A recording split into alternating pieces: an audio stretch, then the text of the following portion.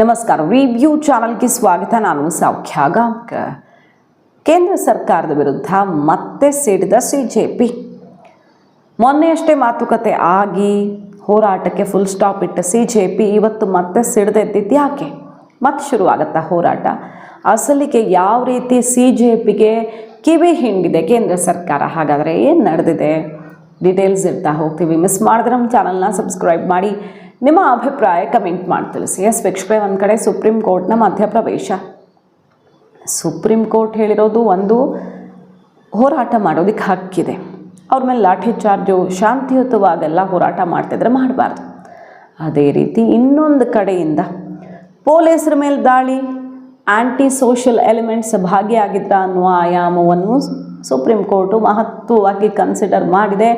ಎಲ್ಲ ಅರ್ಜಿಗಳಿಗೆ ಸಂಬಂಧಪಟ್ಟಂತೆ ಬಂದ ಎಲ್ಲ ಅರ್ಜಿಗಳನ್ನು ಒಟ್ಟಿಗೆ ವಿಚಾರಣೆ ಮಾಡೋಕ್ಕೆ ಕೈಗೆತ್ಕೊಳ್ತಿದೆ ಅಲ್ವಾ? ಈ ಹೊತ್ತಲ್ಲಿ ನೋಡಿ, ನಾವು ನೋಡ್ತಾ ಇದ್ದೀವಿ, ನಮಗೆ ಕೊಟ್ಟ ಮಾತೇ ಒಂದು, ಸರ್ಕಾರ ಮಾಡ್ತಿರೋದೇ ಒಂದು.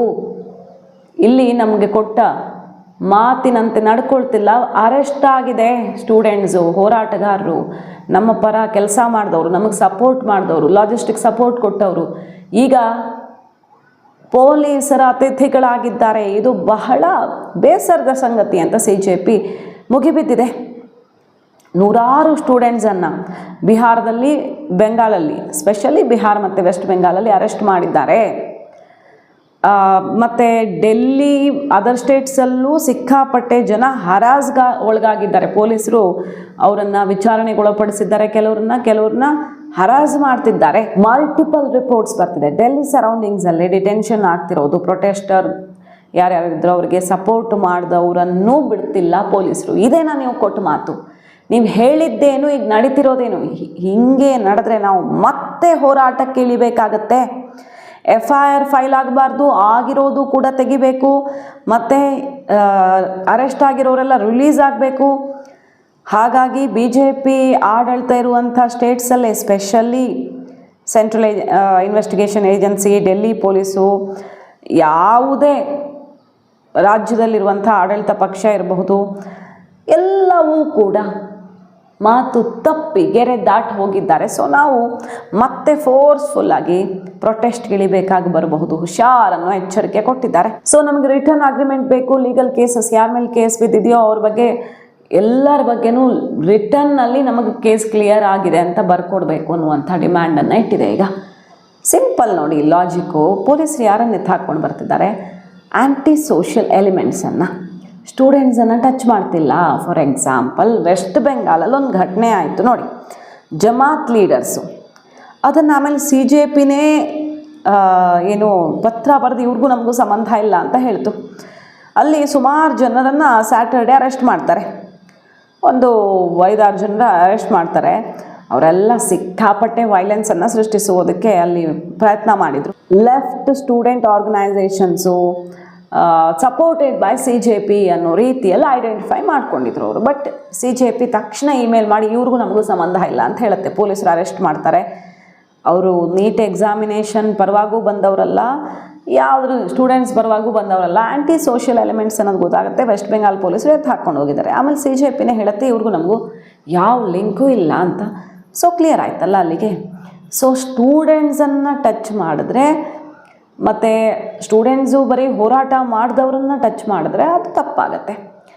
ಅಂಥ ಸಮಾಜಘಾತುಕ ಕೆಲಸಗಳನ್ನು ಮಾಡಿದ್ದಾರೆ ಇವರು. ಪರ್ಟಿಕ್ಯುಲರ್ ಕೇಸ್ಗಳು ಬೇರೆ ಬೇರೆ ಆಗುತ್ತಲ್ಲ. ಸೊ ಸುಪ್ರೀಂ ಕೋರ್ಟು ಈಗ ಅದನ್ನೇ ಹೇಳ್ತಿದೆ. ಲಾಠಿ ಚಾರ್ಜ್ ಮಾಡೋದು ಶಾಂತಿಯುತ ಹೋರಾಟಗಾರರ ಮೇಲೆ ಅವಕಾಶವೇ ಇಲ್ಲ.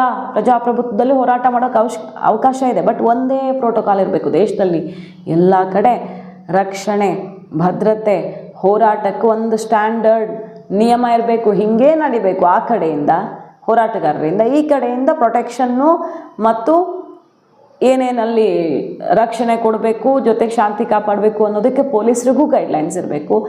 ಎರಡೂ ಕಡೆಯಿಂದನೂ ಮಿತಿ ಮೀರಿದರೆ ಅದೇ ಇಬ್ಬರಿಗೂ ಆ್ಯಕ್ಷನ್, ಕಟ್ಟಿಟ್ಟ ಬುತ್ತಿ. ಅದನ್ನು ಪರ್ಟಿಕ್ಯುಲರ್ ಆಗಿ ಒಂದೊಂದು ಕೇಸನ್ನು ಸ್ಟಡಿ ಮಾಡೋದಕ್ಕೆ ಸುಪ್ರೀಂ ಕೋರ್ಟ್ ಮುಂದಾಗಿದೆ. ಸೊ ಈಗ ವಿಷಯ ಇಲ್ಲಿರೋದೇನಪ್ಪ ಅಂತ ಕೇಳಿದ್ರೆ, ಆ್ಯಂಟಿ ಸೋಷಿಯಲ್ ಎಲಿಮೆಂಟ್ಸನ್ನು ಸ್ಟೂಡೆಂಟ್ಸ್ ಅಂತ ಹೇಳೋಕ್ಕಾಗಲ್ಲ. ಯಾರ್ಯಾರೋ ಬಂದಿದ್ರು, ಅಲ್ಲಿ ಗ್ಯಾಂಗ್ಸ್ಟರ್ಗಳಿಂದ ಹಿಡಿದು ಎಂತೆಂಥವ್ರು ಬಂದಿದ್ರು ಅನ್ನೋದು ವಿಡಿಯೋ ಕ್ಯಾಪ್ಚರ್ ಆಗಿ 2,500 ಕ್ರಿಮಿನಲ್ಸು, ಅದರಲ್ಲಿ 250 ಮೋಸ್ಟ್ ವಾಂಟೆಡ್ಡು, ಸುಮಾರು 400-450 ಗಂಭೀರ ಪ್ರಕರಣಗಳನ್ನು ಎದುರಿಸ್ತಿರೋರು ಇವರೆಲ್ಲ ಯಾಕೆ ಬಂದರು? ಒಂದೋ CJP ಕಣ್ಣು ತಪ್ಪಿಸಿ ಬಂದಿರ್ತಾರೆ ಈ ಹೋರಾಟದ ಹಾದಿ ತಪ್ಪಿಸೋದಕ್ಕೆ, ಸಮಾಜ ಹಾಳು ಮಾಡೋದಕ್ಕೆ, ದೇಶ ಒಡೆಯೋದಕ್ಕೆ. ಖಲಿಸ್ತಾನಿ ಪನ್ನು ಘೋಷಣೆ ಮಾಡಿದ್ದ ಹಾಗೆ ಈ ದೇಶ ಛಿದ್ರ ಮಾಡೋಣ, ಬರೀ ಒಬ್ಬ ಮಿನಿಸ್ಟರ್ ರಾಜೀನಾಮೆ ಅಲ್ಲ ಅಂತ. ಹಾಗೆ ಯಾರ್ಯಾರೋ ಸೇರ್ಕೊಂಡಿರಬೇಕು ಪಾಪ, CJPಗೆ ಗೊತ್ತಿಲ್ಲದೆ, ಅಥವಾ ಅಲ್ಲಿ ಏನಾಗಿದೆ ಅನ್ನೋದು ಗೊತ್ತಿಲ್ಲ. ಈಗ ಪೊಲೀಸರು ಇನ್ವೆಸ್ಟಿಗೇಷನ್ ಮಾಡಬೇಕಾಯ್ತಲ್ಲ. ಸ್ಟೂಡೆಂಟ್ಸನ್ನು, ವಿದ್ಯಾರ್ಥಿಗಳ ಎಕ್ಸಾಮ್ ಬರೆದವರ ಪರವಾಗಿ ಬಂದವರು ಓಕೆ, ಅವರನ್ನು ಟಚ್ ಮಾಡೋ ಹಾಗಿಲ್ಲ, ಸರ್ಕಾರ ಅಗ್ರಿಮೆಂಟ್ ಮಾಡಿಕೊಂಡಿದೆ. ಆದರೆ ರೌಡಿ ಶೀಟರ್ಗಳು, ಗ್ಯಾಂಗ್ಸ್ಟರ್ಗಳು ಯಾಕೆ ಬಂದಿದ್ರು ಅಲ್ಲಿ ಅಂತ ಪತ್ತೆ ಹಚ್ಚಬೇಕಾಯ್ತಲ್ಲ. ಆ ಕೆಲಸ ಅಂತೂ ಪೊಲೀಸರು ಮಾಡ್ತಿರ್ತಾರೆ. ಅವರ ಮುಖ ಎಲ್ಲ ಐಡೆಂಟಿಫೈ ಆಗಿದೆ. ಅದು ಬಿಟ್ಟು ಸ್ಟೂಡೆಂಟ್ಸನ್ನು ಅರೆಸ್ಟ್ ಮಾಡಿದ್ದಾರೆ. ಈಗ ಯಾಕೆ ಮಾಡಿದ್ದಾರೆ ಅದೆಲ್ಲ ಇನ್ನಷ್ಟೇ ಇನ್ಫಾರ್ಮೇಷನ್ ಬರಬೇಕು. तो जो भी अभी छात्र ऐसे टारगेट हो रहे हैं देश भर में, please hold on, we are with you. हम लोग पूरा लॉयर्स के साथ टच में है, कोऑर्डिनेशन में है, एंड एंड तक इस चीज़ को हम लोग पहुंचाएंगे. अभी मैं आपको एक और चीज़ बोलना चाहता हूं. हम लोगों ने मन से, जब पुलिस ब्रुटैलिटी हुआ था 20 तारीख को, हम लोगों ने एक प्रण लिया था कि ऐसे जो पुलिस वाले हैं. ಸೊ ಈಗ ಮತ್ತೆ ಹೋರಾಟ ಮಾಡಬೇಕಾಗಬಹುದು ಅಂತ ಎಚ್ಚರಿಸಿದ CJP. ಮಾಹಿತಿ ಇಷ್ಟ ಆಗಿದ್ರೆ ಮಿಸ್ ಮಾಡಿದ್ರೆ ನಮ್ಮ ಚಾನಲ್ನ ಸಬ್ಸ್ಕ್ರೈಬ್ ಮಾಡಿ, ನಿಮ್ಮ ಅಭಿಪ್ರಾಯ ಕಮೆಂಟ್ ಮಾಡಿ ತಿಳಿಸಿ. Thank you.